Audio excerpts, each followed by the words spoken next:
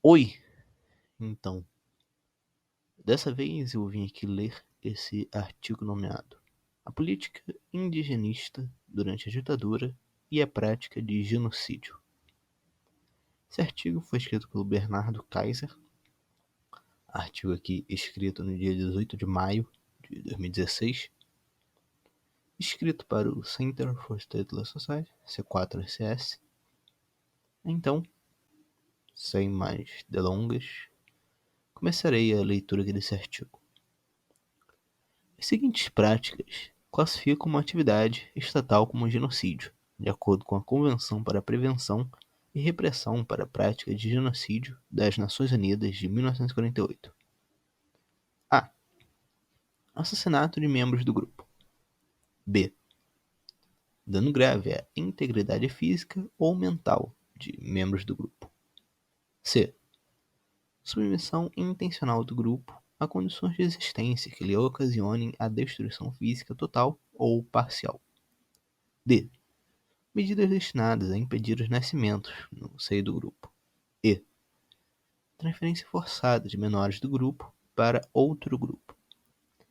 A política indigenista que até agora pôde ser constatada durante o regime militar brasileiro, que aconteceu aí entre 1964 e 1985, deve ser facilmente enquadrada como crime de genocídio.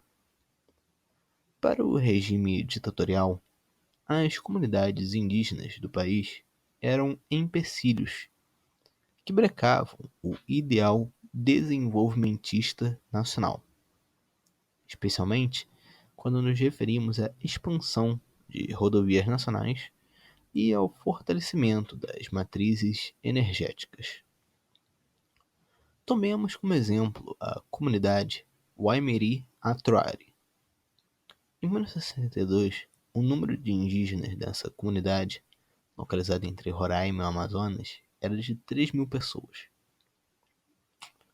11 anos depois, a população havia se reduzido a 332 indivíduos, sem notícia de possível grande epidemia no local.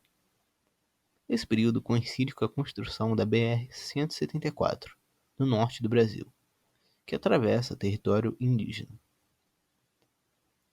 Aqui só falar uma coisa, porque aqui no caso tem duas referências aqui em relação ao que está dizendo aqui, porque esse artigo no total ele tem 9 referências que o autor deixa. Aí, ao invés de cortar o artigo aqui toda hora para ler cada referência aqui, cada dado que ele diz, eu vou ler aqui todas essas referências no final do artigo. Então agora, para não interromper a leitura de novo, voltar aqui à leitura do artigo. Depoimentos e documentos recolhidos pela Comissão da Verdade e Memória do Estado do Amazonas demonstram que houve um processo de extermínio e deslocamento forçado. Isso era conhecido pelas instituições que deveriam cuidar dos interesses dos povos indígenas. A antiga Sociedade de Proteção ao Índio, SPI, e a Fundação Nacional do Índio, FUNAI, e tinha aqui a essência de suas lideranças. Conforme declarou um dos sertanistas apontados para comandar a frente de atração dos Waimery, Fala, o exército faria uma demonstração de força dos civilizados, que incluiria a utilização de dinamite, granadas, bombas de gás lacrimogêneo e rajadas de metralhadoras, e o confinamento dos chefes índios em outras regiões do país. A documentação farta da CVM Amazonas demonstra que foram utilizados contra povos indígenas de maneira discriminada bombas de pressão na terra e suspeita-se até mesmo napalm. No final das contas, o somatório chega aos 2.000 mortos, com clara intenção de desaparecer com um povo incômodo. A comunidade que o regime era mais hostil era dos Cinta-Largas, povo do centro-oeste brasileiro. Estima-se que num período de 20 anos, desde a década de 50 até os anos 70, mais de 5.000 índios Cinta-Largas teriam sido mortos por pistoleiros ligados ao regime militar e por latifundiários a quem o governo havia concedido a exploração das terras. Entre os meios utilizados para o extermínio dos índios estavam bombas atiradas de helicópteros e a entrega de açúcar contaminado com estricnina. A grande proporção de mortandade decorrente de ações e omissões do Estado se repete em outras comunidades.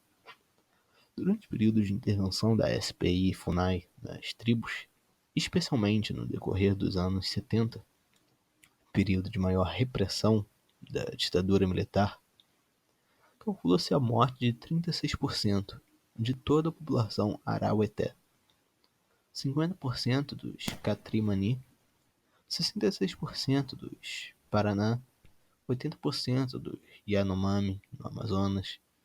No total, o relatório da CVM calcula 8.900 vítimas espalhadas em apenas 10 comunidades analisadas.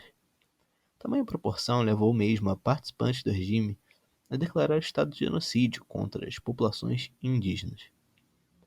Porém, por que para nós é relevante considerar a atuação do Estado brasileiro uma prática ativamente genocida?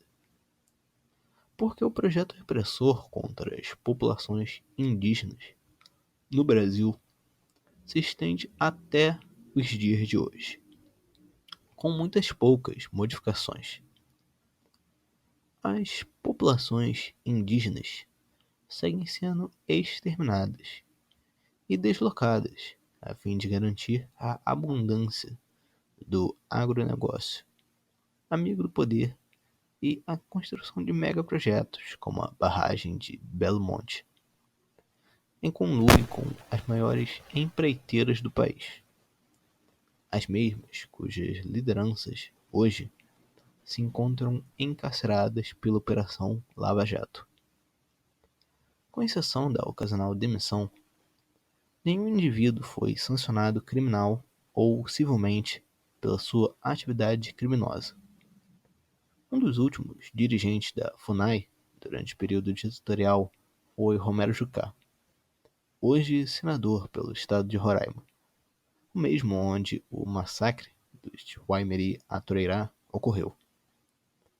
A eliminação das comunidades autóctones compõe o desejo inconsciente do governo. Como ministro do Interior e ex-secretário-geral da Agricultura, no período Médici e Geisel Rangel Reis bem disse em 1976, abre aspas, os índios não podem impedir a passagem do progresso. Dentro de 10 a 20 anos, não haverá mais índios no Brasil. Fecha aspas. Então é isso. O artigo é interessante, falando da política indigenista durante o período da ditadura militar. Aqui agora as referências que ele deixa. Primeiro, é que uma produção do Rubens Alto da Cruz Oliveira, tá aqui, FUNAI/DG/PC, Postos Indígenas da FUNAI, Primeira Delegacia Regional, Estado do Amazonas, Brasília, de 1962, as páginas 1, 2, 7 e 8. Depois aqui tem um comentário do Stephen Grant Bynes a respeito do relatório sobre a visita aos Waimairi Atureirá, de 20 de setembro de 1992, da Comissão de Assuntos Indígenas da ABA, Brasília, que é em 19 de maio de 1993, página 4. Depois aqui também tem uma notícia do jornal O Globo. Sertanista vai usar até dinamite para se impor aos Waimiris. Escrito aí no Rio de Janeiro, 6 de janeiro de 1965. Depois aqui também tem o link do PDF falando da situação dos Waimairi Atureirá pelo CVM Amazonas, tá aqui também dizendo que é a página 75. Depois aqui também tem um relatório temático sobre violações de direitos humanos a comunidades indígenas, da Comissão Nacional da Verdade, página 237. Depois aqui também cito o relatório Figueiredo, de 1968, página 4.917, volume 20. Também tem aqui uma citação do relatório temático sobre violações de direitos humanos a comunidades indígenas, da Comissão Nacional da Verdade, também. E só que aqui também já se referindo às páginas 227 a 229 dele, não mais 237. Também tem aqui uma outra nota se referindo a esse mesmo relatório, só que agora já é a página 205. E o outro aqui que é o relatório final da Comissão Nacional da Verdade. Texto 5 sobre a violação de direitos humanos dos povos indígenas, de 2014, das páginas 203 a 264. Então agora, que já ficou muito claro quais referências o artigo puxa aqui para apresentar os pontos dele, espero que todos tenham gostado em si da leitura desse artigo. O link desse artigo estará na descrição, lógico. Código do TikTok e Kuai também, para caso vocês queiram ajudar o canal. Espero que todos tenham gostado da leitura desse artigo e, como eu sempre digo aqui no canal, até mais.